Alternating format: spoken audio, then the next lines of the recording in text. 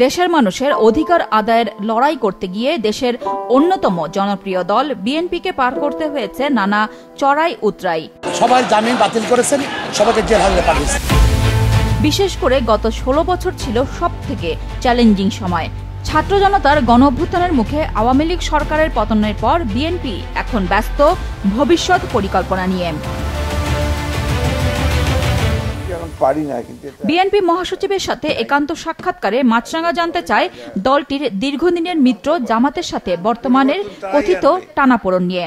জবাবে মির্জা ফখরুল বলেন, আদর্শিকভাবে বিএনপি জামাত কখনোই এক নয়। জামাত ইসলাম আর বিএনপি কিন্তু সম্পূর্ণ আলাদা সত্তা, আলাদা দল।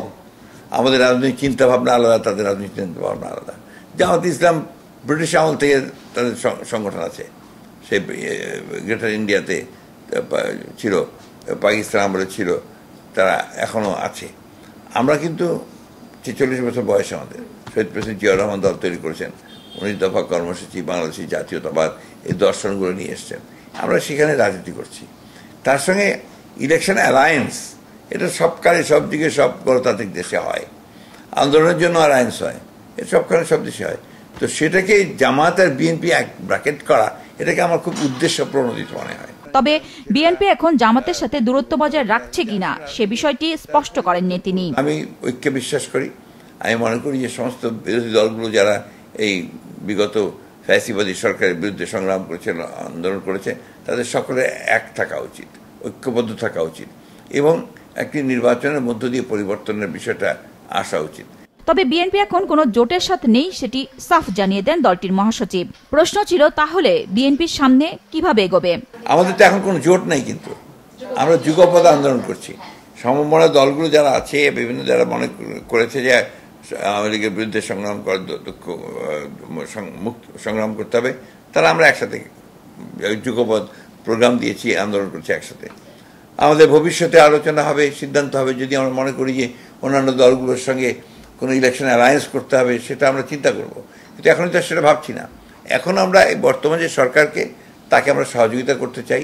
তারা এই সংস্কারগুলো দ্রুত করে একটা সুষ্ঠু অবাধ নির্বাচনের দিকে যাবেন, সেটাই আমরা চাই। ছাত্র জনতার অভ্যুত্থানের পর নতুনদের রাজনীতির আশার বিষয়ে যে কথা উঠছে তা নিয়েও জানতে চাওয়া হয় বিএনপি মহাসচিবের কাছে।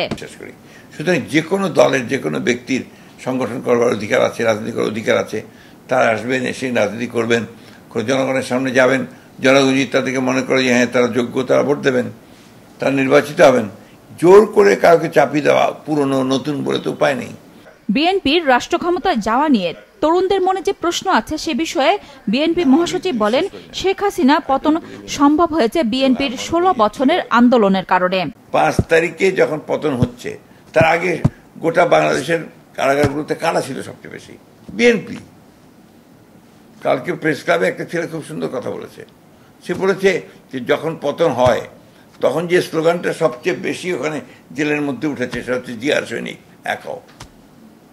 সুতরাং জিয়াউর রহমানকে বাদ দিয়ে,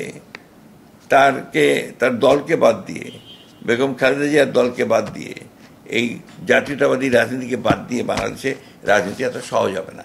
দল হিসেবে বিএনপি নির্বাচনের জন্য প্রস্তুত জানান মির্জা ফখরুল। বিএনপি সবসময় নির্বাচনের প্রস্তুত থাকে। নুরুন নাহার উইলি, মাছরাঙা সংবাদ, ঢাকা।